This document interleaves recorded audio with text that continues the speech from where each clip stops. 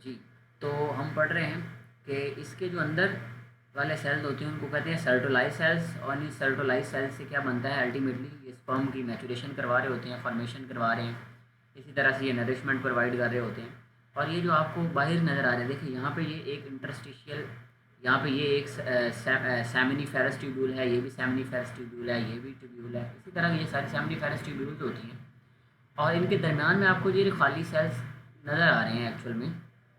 तो इनको हम कह रहे हैं कि ये है लेडिंग सेल्स, और इन्हीं को हम इंटरस्टिशियल सेल भी कहते हैं। ये क्या है, इंटरस्टिशियल सेल्स होते हैं। ठीक है जी। तो इसमें क्या होता है जी कि ये उसको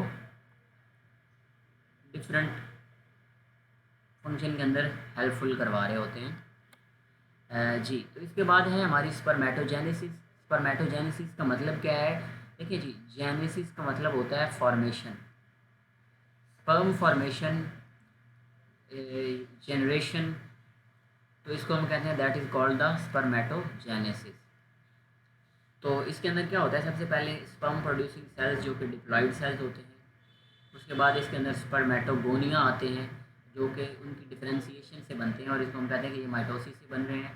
ठीक है जी। जब उनकी माइटोसिस होती है तो ये स्पर्मेटोगोनिया बनते हैं। स्पर्मेटोगोनिया की जब फिर माइटोसिस होती है तो प्राइमरी स्पर्मेटोसाइट्स बनते हैं। प्राइमरी स्पर्मेटोसाइट्स प्राइमरी oocyte की तरह ये भी डिप्लॉइड ही होते हैं। उससे आगे फिर क्या होता है कि जो स्पर्मेटोसाइट हैं वो सेकेंडरी बनते हैं और ये मियोसिस से बनते हैं। और हम इसको कहते हैं कि ये जो मियोसिस हुई है इसके रिजल्ट में एक डिप्लॉइड सेल से हैप्लॉइड सेल प्रोड्यूस हुआ है, और इससे आगे फर्दर डिफरेंशिएशन से स्पर्माटिड बनते हैं, और स्पर्माटिड से आगे स्पर्म बनते हैं। यानी कि एक्चुअल में इसकी जब डिफरेंशिएशन होती है तो इससे बनते हैं स्पर्म्स।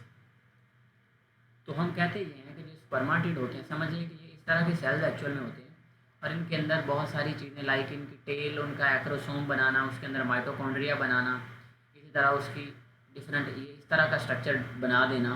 ये जो डिफ्रेंसिएशन हो रही है यहाँ से इससे इस कन्वर्जन को, इसको हम कहते हैं एक्चुअल में स्पर्मियोजेनेसिस। यानी कि जब स्पर्माटिड से स्पर्म फॉर्मेशन हो रही होती है, इसी को हम कहते हैं कि ये है स्पर्मेटोजोआ भी हम इसको कहते हैं, नॉर्मल स्पर्म को, मैच्योर स्पर्म को स्पर्मेटोजोआ। तो ये डिफ्रेंसिएशन को हम कहते हैं स्पर्मियोजेनेसिस। ये आपने याद रखना है, ये भी एमसीक्यू पूछा गया है। जी, तो यहाँ पे क्वेश्चन है जो जिसका आपने आंसर कमेंट्स में देना है। How many sperms are formed by one primary spermatocytes and secondary spermatocytes. यानी कि आपने डिफरेंट डिफरेंट आंसर करना है कि वन प्राइमरी स्पर्मेटोसाइट से कितने स्पर्म बन सकते हैं और वन सेकेंडरी स्पर्मेटोसाइट से कितने स्पर्म बन सकते हैं। इसके बाद आपने वीडियो को पॉज करके ये वाला हैप्लॉइड है और हैप्लॉइड इनमें से कौन सी ऑप्शन है ये भी आपने कमेंट में जवाब देना है। इसको आपने क्वेश्चन नंबर 1 पे ए बी कर लेना है, और ये क्वेश्चन नंबर 2 ये आपने कमेंट में इसके आंसर कर। जी, तो इसके बाद आता है हमारा कि फीमेल रिप्रोडक्टिव सिस्टम किस तरह से फीमेल्स के अंदर होता है। और फीमेल रिप्रोडक्टिव सिस्टम के अंदर जो है ना, हम अब देखने लगे हैं कि फीमेल रिप्रोडक्टिव साइकिल क्या कैसे वर्क कर रहा होता है। तो इसके अंदर 2 साइकिल्स होते हैं एक्चुअल में, एक को हम कहते हैं यूट्राइन साइकिल और एक को कहते हैं ओवरियन साइकिल। तो इसके अंदर इसका एक और जो होता है अल्टरनेट, जिस तरह हम कह सकते हैं कि मैमल्स में अगर होगा तो रिप्रोडक्टिव सिस्टम है, मैमल्स के अलावा जिस भी चीज़ में होगा हम कहते हैं कि ये ऑस्ट्रियस साइकिल है। तो अब ये स्टार्ट कैसे होता है एक्चुअल में, सबसे पहले फॉलिकल स्टिमुलेटिंग हार्मोन प्रोड्यूस होता है। जब ये फॉलिकल स्टिमुलेटिंग हार्मोन प्रोड्यूस होता है तो ये पिट्यूटरी ग्लैंड से बन रहा होता है, और ये क्या करवा रहा होता है, ये एक्चुअल में फॉलिकल्स को स्टिमुलेट करवा रहा होता है। और फॉलिकल्स क्या होती हैं, जो एग के सराउंडिंग में स्ट्रक्चर होते हैं उनको हम कहते हैं कि ये फॉलिकल्स हैं। तो ये पिट्यूटरी से निकल के ओवरी के ऊपर एक्ट करता है और फॉलिकल को स्टिमुलेट करवाता है, और इनमें से भी फॉलिकुलर एट्रीजिया हो जाता है, तो बाकी सारी की सारी फॉलिकल टूट जाती है, एक ऐसी होती है जो मेंटेन कर जाती है, और इसके अंदर एग जो होता है वो मेच्योर होता है। इसके रिजल्ट में एस्ट्रोजन प्रोड्यूस करती है ओवरी। ये आपने याद रखना है कि ओवरी जो होती है वो एस्ट्रोजन प्रोड्यूस करती है। पिट्यूटरी से क्या बना था, एफएसएच, ये प्रोड्यूस होता था पिट्यूटरी से।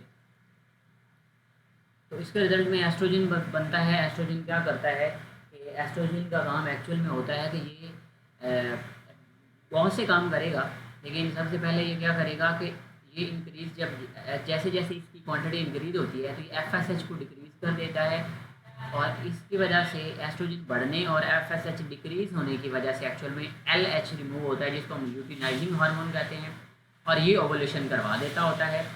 और इसके अलावा ये क्या करवाता है, ये थिकनिंग या वस्कुलराइजेशन ऑफ यूट्रस भी करवा रहा होता है। तो उसके बाद हम देखते हैं कॉर्पस ल्यूटियम। कॉर्पस ल्यूटियम से सक्रीट होता है प्रोजेस्टेरोन, और ये progesterone further thickening of the uterus करवाता है। अगर फर्टिलाइजेशन टेक प्लेस हो जाए तो फिर प्लेसेंटा बनता है, और प्लेसेंटा भी प्रोजेस्टेरोन बनाता रहता है। जिस तरह हमने केमिकल कोऑर्डिनेशन में पढ़ा कि प्लेसेंटा भी एक ग्लैंड होता है जो कि प्रोजेस्टेरोन बनाता रहता है। प्रोजेस्टेरोन का काम क्या होता है एक्चुअल में, प्रोजेस्टेरोन एक्चुअली ना प्रेगनेंसी को मेंटेन करके रखता है, यानी कि ये क्या कर रहा होता है, प्रोजेस्टेरोन प्लेसेंटा को उतनी जगह पे बनाए रखता है, उसको मेंटेन करके रखता है। तो जब फर्टिलाइजेशन नहीं होगी तो क्या होगा, प्रोजेस्टेरोन की सेक्रेशन रुक जाएगी और प्लेसेंटा भी ख़त्म होना शुरू हो जाएगा। If no fertilization then menstruation will start, और ये क्या होगा, normally removal of the cell debris and blood, और ये 3 से 7 दिन के लिए होता है। तो अब हम इस साइकिल के डिफरेंट फेजेस को देख लेते हैं कि इसमें क्या होता है। एक्चुअल में एक को कहते हैं हम फॉलिकुलर फेज, और एक हम कहते हैं कि ये ल्यूटियल फेज है जी। तो फॉलिकुलर फेज के अंदर क्या होता है, फॉलिकल बन रही होती है, और ल्यूटियल फेज के अंदर क्या होता है, कॉर्पस ल्यूटियम एक्चुअल में बन रहा होता है। तो सबसे पहले होता ये है कि जैसे ही प्रीवियस साइकिल ख़त्म हुआ, मेंस्ट्रुअल साइकिल ख़त्म हुआ, तो वैसे वैसे जो यूट्रस की लाइनिंग होती है वो आहिस्ता आहिस्ता थिन होना शुरू होती है। ख़त उसकी चूँकि सारे ऊपर वाली लेयर सारी स्लफ्ड ऑफ हो चुकी हैं, तो उस वक्त क्या हो रहा होता है एक्चुअल में, पिट्यूटरी से एक FSH रिलीज़ होता है, और वो FSH एक्ट करता है ओवरी के ऊपर, और ओवरी की फॉलिकल की जनरेशन होना शुरू हो जाती है। और उसके बाद क्या होता है, एस्ट्रोजन आता है, ये हमने पीछे वाले साइकिल के अंदर डिस्कस कर लिया था। तो ये थिकनिंग करवा रहा होता है, जैसे मैंने कहा कि ये इसकी यूट्रस की थिकनिंग करवाता है, और ऊपर से क्या करवा रहा है, ये फॉलिकल मजीद स्टिमुलेट हो रही है। और जब एस्ट्रोजन बढ़ रहा है तो एस्ट्रोजन के बढ़ने से देखें, एक तो FSH डाउन हुआ, FSH जैसे इंक्रीज़ किया, ये जैसे एस्ट्रोजन इंक्रीज़ किया FSH डाउन हुआ, और इसकी वजह से ल्यूटिनाइजिंग हार्मोन रिलीज़ हुआ। अब ल्यूटिनाइजिंग हार्मोन ने क्या करवाया, ओवुलेशन करवाई, और ये 14th डे होती है, ये बात आपने याद रखनी है, मेंस्ट्रुअल साइकिल के 14th डे पे होती है ये। और इसके बाद क्या होता है कि ये ऐसा स्ट्रक्चर बन जाता है जो कि जिसको हम येलो स्ट्रक्चर कहते हैं, और ये एक्चुअल में जो कॉर्पस ल्यूटियम है इसका मतलब ही येलो स्ट्रक्चर होता है। तो इस तरह स्ट्रक्चर में, और आहिस्ता आहिस्ता ये जो होता है ये ख़त्म होना शुरू हो जाता है, और ऊपर से इधर से यूट्रस की जो है थिकनिंग, असल में ये दोनों साइकिल कंसेक्टिव हो रहे होते हैं, ऊपर से यूट्रस में चेंजेस आ रही होती हैं और इधर से ओवरी के अंदर चेंजेस आ रही होती हैं। तो यहाँ पे चूँकि ये फॉलिकल बन रही थी जिसको कहते हैं फॉलिकुलर फेज, और आगे वाली को हम कहते हैं ल्यूटियल फेज, और ये वाली ओवुलेशन वाली ओवुलेटरी फेज इसको कहते हैं। तो ये थी जी हमारी रिप्रोडक्टिव साइकिल की जो चेंजेस थी। इसके बाद मैंने बताया था कि एस्ट्रो साइकिल क्या होता है, ऐसा साइकिल जो सिर्फ मैमल्स के अलावा जितनी भी फीमेल होती हैं उनके अंदर होता है। अब हम देखते हैं सेक्सुअली ट्रांसमिटेड डिजीज़ जो STDs होती हैं, इनको हम थोड़ा थोड़ा आइडिया ले लेते हैं। एक्चुअल में करैक्टरिस्टिक की बात कर लेते हैं। तो सबसे पहले होती कौन सी है, एक को हम कहते हैं गोनोरिया, एक को साइफिल्स, एक को जेनिटल हर्पीस, और एक को हम कहते हैं कि एड्स है जी। अब जो nature of the causative agent है वो कौन सा होता है, गोनोरिया, निजेरिया गोनोरिया होता है, और ये ग्राम नेगेटिव बैक्टीरिया है एक्चुअल में। और जो साइफिल्स किस वजह से होती है, ये स्पाइरोकीट की वजह से होती है एक्चुअल में। और जेनिटल हर्पीस जो होती है वो एक्चुअल में वायरस की वजह से होती है, जिसको हम आगे फर्दर नाम देख लेते हैं। और एड्स जो होती है वो भी एक वायरस की वजह से हो रही होती है।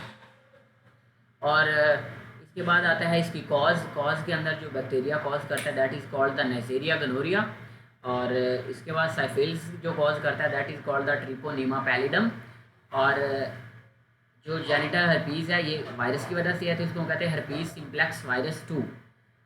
इसके बाद जो एड्स होती है वो HIV वायरस की वजह से होती है। अब पार्ट्स इफेक्टेड कौन कौन से होते हैं जी, तो पार्ट्स इफेक्टेड के अंदर जब हम जाते हैं तो mucous membrane of the urinogenital tract इसमें डिस्टर्ब हो जाती है गोनोरिया में, यानी कि जो पीनस की अंदर वाली मेम्ब्रेन होती है उसकी म्यूकस मेम्ब्रेन वो डिस्टर्ब हो सकती है, ख़राब हो जाती है। वेजाइनल इन्फेक्शन हो सकता है कि वेजाइना की इन्फेक्शन हो सकता है, या फिर जब उसी इन्फेक्टेड बर्थ के नाम से बच्चा गुजरता है तो हम कहते हैं कि eye infection of the baby हो गई है, तो ये 3 डिजीज़ होती हैं एक्चुअल में गोनोरिया के अंदर, और इसका मोड सभी का एक ही है, that is called the sexual reproduction.